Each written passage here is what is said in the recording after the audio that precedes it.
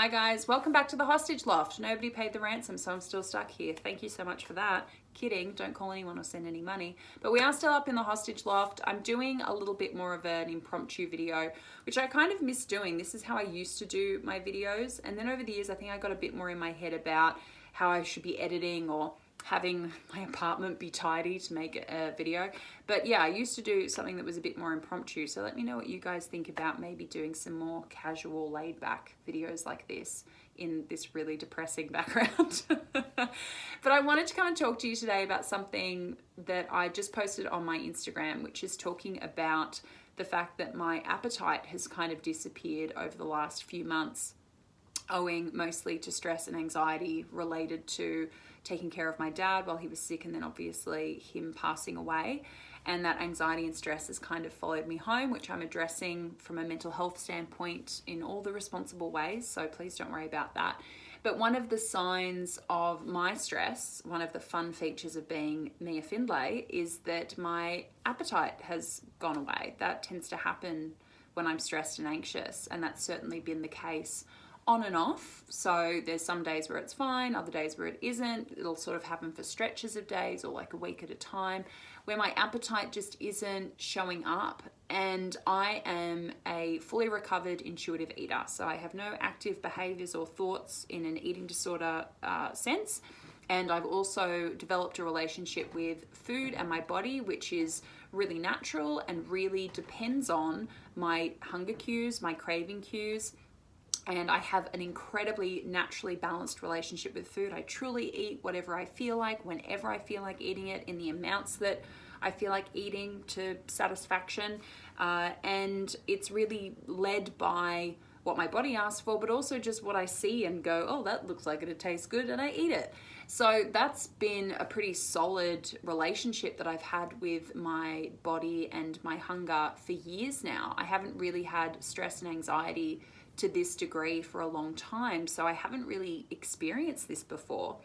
And I think this is really relevant not only to people who are recovered and might be going through something like this, but also people who are going through recovery, because I hear a lot of reasons for why people don't eat or can't eat or whatever it is. And I think mine is a classic example. I would have every legitimate answer for why I can respond to my non-hunger cues, because I'm an intuitive eater and I'm fully recovered.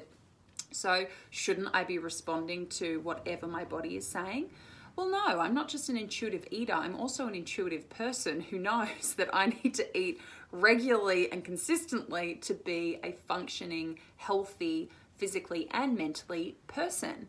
That I need to take care of myself and step in when my hunger cues and craving cues step out, and implement something which is going to kind of take care of me through this period until everything finds its balance again. And this shows up with people in recovery because obviously our relationship with food is evolving, and it can kind of float back and forth between something structured to something a bit more conscious to something a bit more intuitive, and then we can kind of hit a road bump, and then we can get out of whack with our hunger cues and craving cues again, but be like, but no, now I eat according to my hunger and my craving. So if I'm not hungry, then I'm not going to eat because now I have this label. Well, no, that's not really how it works. There's no excuse for not eating consistently or regularly at all, ever.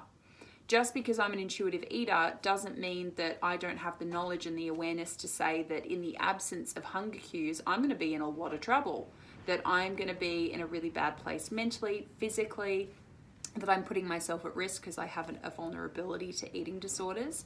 And it's the same thing in your recovery. If you know that you are not eating adequately, consistently, or regularly, do not allow your eating disorder to use that and twist the concept of intuitive eating or conscious eating or your recovery on you and say, well, you're allowed to not eat because you don't have hunger cues. You're allowed to not eat because you don't have a message coming from your body saying that you need fuel. You need fuel regardless of whether or not you are in touch with your hunger cues at that time. And that is when you need to implement something which is a little bit more structured, like I said, where you're using your knowledge rather than maybe your appetite, which is what I've had to do. I have the knowledge of my recovery, I have the knowledge of what I've learned, not only as somebody who's recovered, but who helps other people recover, to know that I currently need to step in and put something more structured in place. I need to make sure I'm eating 3 meals and snacks throughout the day, because that is what my body has required for all the years that it's been sending me those signals. It still needs it now because it's the same body. Just because I'm not getting hunger cues doesn't mean my body's like, you know what, you are now a car and you need petrol. No, I'm still a person. I still need regular intake of food, even if my body is sort of being messed around with adrenaline or cortisol, which is a stress hormone, which does have a tendency to sort of cut off appetite and to make those signals harder to communicate between brain and body.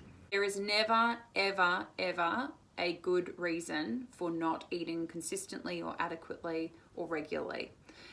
Unless, of course, medically sanctioned, as in you're about to have surgery and of course you have to be nil by mouth, or you're in hospital and they have you on a restrictive diet because of medical reasons. Obviously, there are circumstances where there are exceptions, but in the day-to-day process of recovery or being a person out in the world, eating consistently and adequately and regularly is just a non-negotiable. And your eating disorder will try to flip every excuse and every reason why you are different and you're the unicorn, or why you're allowed.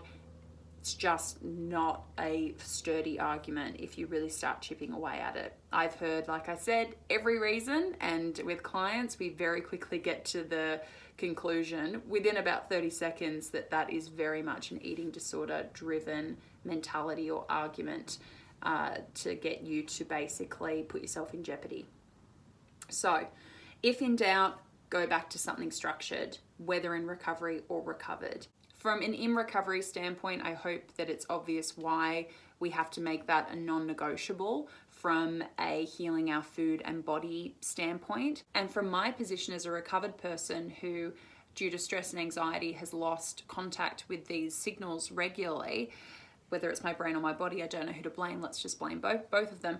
But the reason it's so important is that the first thing that happens to us when we don't feed ourselves as we should at times we need to is that our rationality goes out the window, our ability to reason with ourselves goes out the window, our emotional turbulence increases, our sleep completely goes askew.